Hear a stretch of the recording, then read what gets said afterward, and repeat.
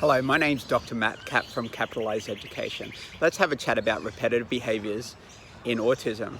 Whilst every person on the autism spectrum is different, as the saying goes, once you met one person on the autism spectrum, you've met one person on the autism spectrum. One of the characteristics of people on the autism spectrum is repetitive behaviours.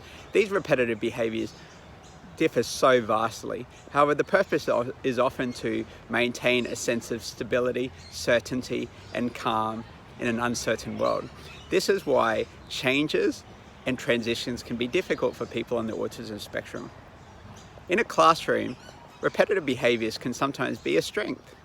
As an adult on the autism spectrum, I walk around a lot and move around a lot. This has a health benefit, as well as helps me keep calm and stay focused on what I am doing. In a classroom, repetitive behaviours might also be a challenge. They need to be understood by the classroom teacher and other students and supported. Repetitive behaviours might also have a functional impact. In other words, they have a negative impact on the access to the learning process, the classroom, the curriculum, or the playground. If repetitive behaviours have a functional impact, classroom teachers during the planning a teaching and assessment cycle can look at the Universal Design for Learning framework.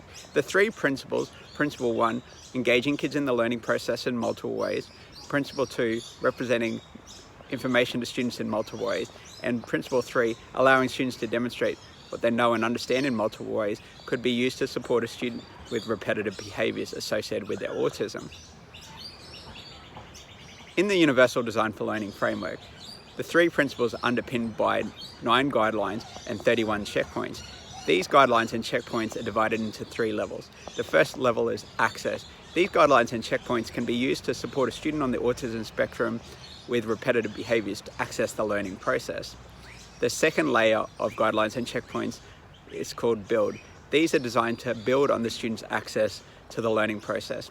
The third layer, called internalize, are designed to help students internalize skills and strategies to overcome the functional impact associated with their repetitive behaviours.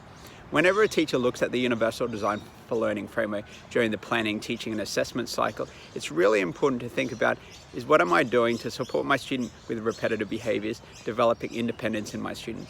Because it's really important that students on the autism spectrum develop internal strategies to overcome the functional impact associated with their repetitive behaviours.